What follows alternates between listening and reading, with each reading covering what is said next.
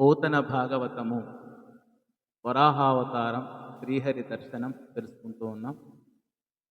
కరమణి హేమ కంకణ నికాయ జనంకృతులుల్లసిల్ల నచ్చరలిడు హంస పక్ష సిత చామర గంధ బహోజ్జల సుధాకర రుచిరాత పత్ర సుభగ ప్రవిలంబిత హార వల్లరీ సరసగల తుషార కనజాల విరాజిత మంగళాంగుడై. అప్సరసలు తమ చేతులకున్న మనులు పొదిగిన బంగారు కంకణాలు గల్లు గల్లున మ్రోగుతుండగా, హంస రెక్కల వంటి తెల్లని వింజామరలు వీస్తున్నారు.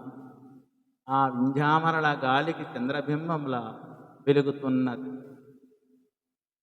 తెల్ల గొడుగు అంచులలో వ్రేలాడుతున్న ముత్యాల హారాలు బాగా కదులుతున్నాయి.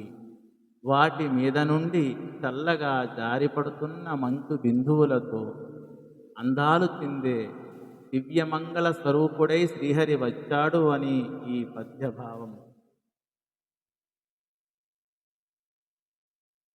నిఖిల మునీంద్ర వర్ణిత సస్మిత ప్రసన్న నానంబుజముచే నలరువాడు విస్తృత స్నేహాద్ర వీక్షణా నిజ భక్త జన గుహాశయుడనా ధనరువాడు మానిత శ్యామాయమాన వక్రమున నంచిత వైజయంతి రాజిల్లువాడు నత జనావన కృపామృత తరంగితములై బాసిల్లు లోచనాబ్జములవాడు అఖిల యోగీంద్ర జనశీయుడైన వాడు సాధు జనముల రక్షింపు వాడు సాధు జనముల రక్షింపు జాలువాడు భువన చూడా విభూషయై భూరి మహిమమించు వైకుంఠపురము భాషించువాడు.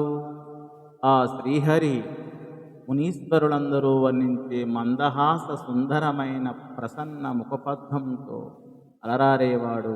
విశేషమైన ప్రేమతో చెమ్మగిల్లిన కన్నులున్న తన భక్తజనుల హృదయాలలో నివసిస్తూ తనరేవాడు.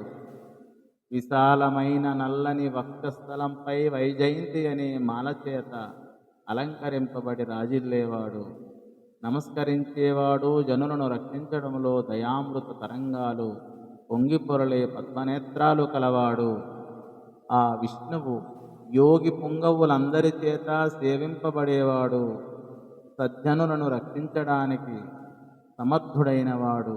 అత్యంత మహిమాన్వితమైన అఖిల లోకాలకు చూడామణి అయిన ఆ వైకుంఠపురాన్ని అలరించేవాడు